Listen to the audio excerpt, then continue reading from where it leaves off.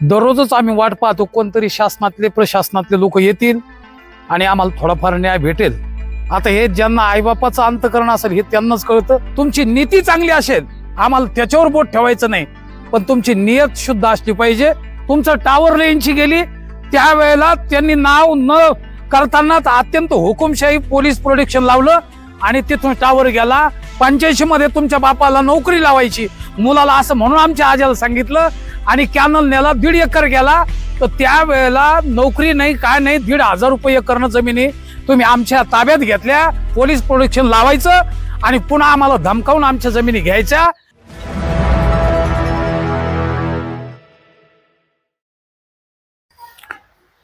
आमच्या शेतकरी बाधित समृद्धी महामार्गातील सर्व शेतकऱ्यांचा हा सन्माननीय राठी सरांच्या नेतृत्वाने हा 56वा दिवस आहे। ऊन वारा पाऊस आपण पाहतो, सर्व शेतकरी आपले व्यक्तिगत काम धंदे बाजूला ठेवून दररोज काहीतरी आशेचा काहीतरी आपल्याला किनारा भेटेल आशा आपल्या अंतःकरणात ठेवून दररोजच आम्ही वाट पाहतो कोणतरी शासनातले प्रशासनातले लोक येतील आणि आम्हाला थोडाफार न्याय भेटेल। जसं आता 2 महिन्यापूर्वी केदारनाथ भगवंताला आमच्या काही मावले गेल्या आणि त्यातली एक आई 2013 मध्ये आपल्या मुलीला त्या बाढमध्ये गमावल्यामुळं आता ज्यावेळेस ती गेल्याच्या नंतर ती वेगवेगळ्या दरीमध्ये जाऊन तिला अपेक्षा होती की माझी मुलगी हाक मारती की काय। जसं एका आईला आपल्या मुलीने हाक मारावं ही जी अंतःकरणातली वेदना आहे, आता हे ज्यांना आईबापाचं अंतःकरण असेल हे त्यांनाच कळतं, बाकी कोणाला कळेल हे सांगता येत नाही। त्या आईला ज्याप्रमाणे असं वाटलं की माझी मुलगी मला हाक मारती की काय, तसाच एक शुद्ध अंतःकरणामध्ये पीडित भाव आम्ही धारण करून सर्व बाधित शेतकरी कुठल्याही प्रकारच्या संकटाला तमा न बाळगताना आम्ही दररोज इथं येतो, परंतु आम्हाला काहीतरी उत्तर भेटेल असं मात्र आम्हाला पाहायला सापडत नाही।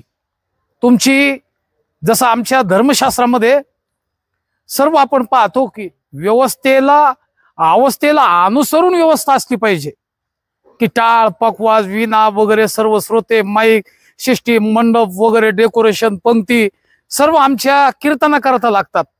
पण कीर्तन कशा करता तर अवस्था प्राप्त होण्याकरता आहे।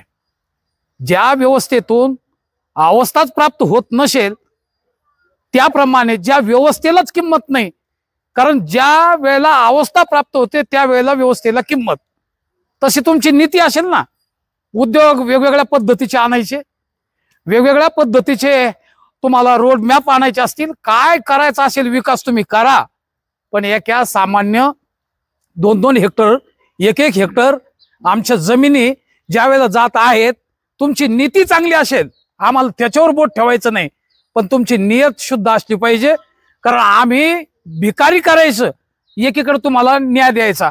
आताच आपण पाहतो कोणता कायदा तुम्ही काढला, या सर्वच कायद्याला स्वतः व्यक्तिगत मीच बाधित झालेलो आहे सर। आता या नंबर बांध काढा 20 जवळ माझे मोसंबीचे 14x14 झाड स्वतः तुम्ही नंबर बांधाचा कायदा काढला, एकाला न्याय देत असताना स्वतः आमचे 20 झाडे गेले, याला उत्तर कोण देणार?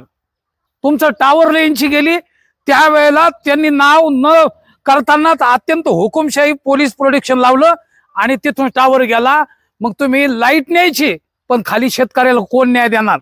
85 मध्ये तुमच्या बापाला नोकरी लावायची मुलाला असं म्हणून आमच्या आज्याला सांगितलं आणि कॅनल नेला 1.5 एकर गेला। तर त्यावेळेला नोकरी नाही काय नाही 1,500 रुपये एकरनं जमिनी तुम्ही आमच्या ताब्यात घेतल्या। त्यावेळेला आमचा बाप घरी जमिनी गेल्या, त्याच वेळेला आम्हाला भिकायला लावलं, आम्हाला न्याय कोण द्यायचा? आणि आता मात्र आम्ही वाट पाहत होतो की हा रोड कोणीतरी जाईल, पण आमच्याच मुळावर आला। आम्हाला तेच सांगायचं अशा प्रत्येक शेतकऱ्याची हेच प्रश्न आहे की 2 हेक्टर जमीन आमची जात आहे, जात असताना कुठल्याही प्रकारचा न्याय तर नाहीच, पण पोलीस प्रोटेक्शन लावायचं आणि पुन्हा आम्हाला धमकावून आमच्या जमिनी घ्यायच्या। म्हणजे तुमची नीती ही चांगली असेल आम्हाला याच्यावर बोट नाही ठेवायचं, पण नियत साफ ठेवून तुमची नीती अवलंब करावा एवढी शासनाला विनंती करतो। आणि या आंदोलनस्थळी एकतरी वेळेस आपण यावं आणि आम्हाला न्याय भेटावा एवढी आपल्या शासनाकडून अभिलाषा व्यक्त करतो।